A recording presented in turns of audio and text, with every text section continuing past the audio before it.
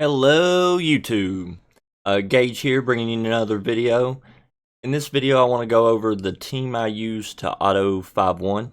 Right now I'm autoing 5-1 because it is what drops the fire enchants. And most of my team is, if you've watched my previous videos, most of my team is fire. Fire Horus, Fire Garrett, Fire Kindle, etc. So currently I'm farming this on auto repeat for feels like ages now. And the reason why I recommend doing heroic is to get the most out of your enchants and your the most out of the drops. Because on normal you're only going to get one per drop. On heroic you'll get anywhere from 3 to 4 per enchant drop. It is a little step up in difficulty.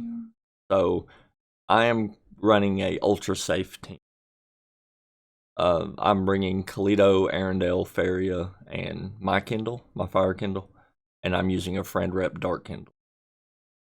And the reason why I'm running this team mostly is because most of my units are fire, my Horus and Garrett and all them, and the water monkeys on this level really give my team, my normal farming team, problems.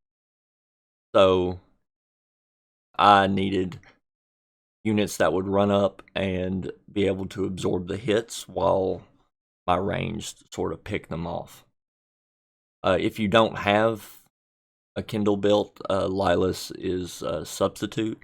Doesn't work as well as Kindles, but Lilas is still a really strong option for it. The reason why I like running Kindles is because of the range. They don't have to get close. They actually outrange the fastball that the monkeys do, so they can kind of stay back and sort of snipe. Now, this team has failed once so far just because of bad RNG. The monkeys crit a lot, and I got no crits. Unfortunate, but very rarely ever happens, and I've done about 2 or 3 energy bars so far today. Now, as far as gearing wise, in order to do heroic, you're going to need 6-star accessories. You're going to need to be able to farm in Banu and Lycan. There's just no way around it. If anybody has a team that isn't using 6-star accessories on all their tunes, let me know in the comments, because I've tried a lot of different teams, and while other teams can beat it, I wanted auto consistency, like near 100% consistency. Now in this team, yes, I do lose units, but generally it doesn't fail. Like, it'll get to the point where the Kindles will have to mop up. They may be the only ones left, but they do win. As far as stat priorities go, now on Kalito I'm running heavy action charge speed. Action charge speed is my #1 priority for him, because I want him to go first in just about every aspect of the game, and then do his Triumph Roar, speed up the rest of my team. So for him, I would say priority is #1 action charge speed, #2 HP/defense. Just if you can find a double action charge speed tank accessory, throw it on him, whether it has % HP or % defense. I would even consider if it had flat stats to throw it on him, because action charge speed is just that important for him. I use him in other parts of the game too, like PvP and Labyrinth and stuff, so I need him to be fast. Kindle bit the dust. Let's see if Dark Kindle can pull it out here. Should be able to. Let's see. Okay, Arendelle. For him, #1 probably would be HP %, because of his shield. What he brings to the table is his passive damage reduction, 15% damage reduction, and then his shield is a percentage of his hit point. See what we get here. #2 priority for Arendelle would probably be action charge speed. You want him to go right behind Kalito to shield the team, and to be fast enough to take another turn to move forward before the monkeys do.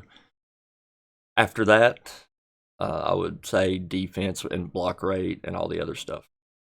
For Faria, there's 2 ways to build Faria. Either way, you're going to need action charge speed. So the number one way, the way I've got her currently built, is HP, because she's taking hits and her passive puts a shield on her based on her hit point percentage. If you're manually using her, like in Labyrinth and everything, then you might want to consider the magic attack build, because her heal scales off her magic attack. So for my purpose in this, I wanted her with as much hit points as possible. So I've got tank pieces on her with action charge speed substats, because she gets her cooldowns back the more turns she takes. So I wanted as much action charge speed as I could get. When I'm running her in Labyrinth, I actually take Kalito's accessories off him and put on her, just so she gets the heals back more frequently, so I can heal up Arendelle and shield him. Now, for both Kindle's builds and priorities are roughly the same. For Fire Kindle, you want as much physical attack percentage and crit damage as you can possibly get. On his weapon, you want crit chance. That's the typical DPS build, with substat action charge speed if at all possible. Dark Kindle is about the same, except probably a little more emphasis on action charge speed because of his abilities.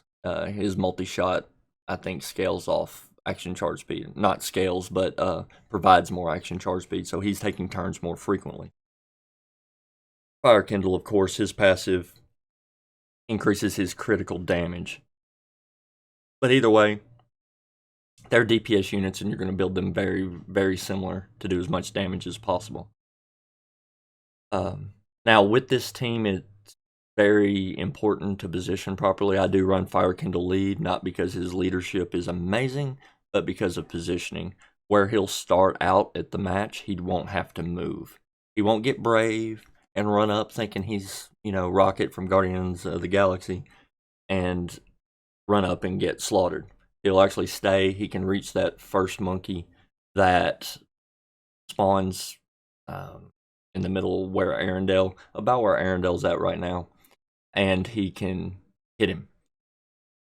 That gives the other tanks time to move in front and absorb the opening hits. Now, you don't have a choice where your friend rep spawns. Your friend rep spawns where he's going to spawn.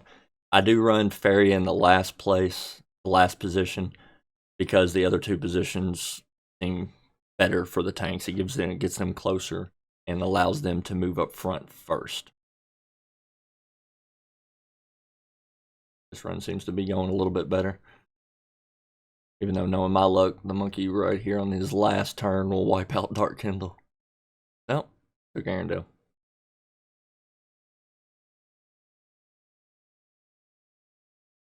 This is the way it normally works out. All your units usually live.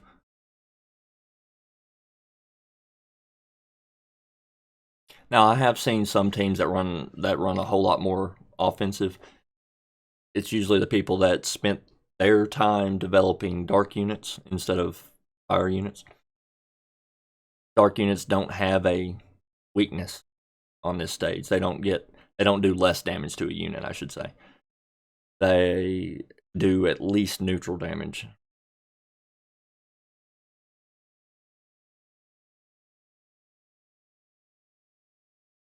So yeah, that is my team I use to auto farm Fire Enchants from 5.1. If you liked the video, please hit that thumbs up and subscribe for future video content. And as always, thanks for watching.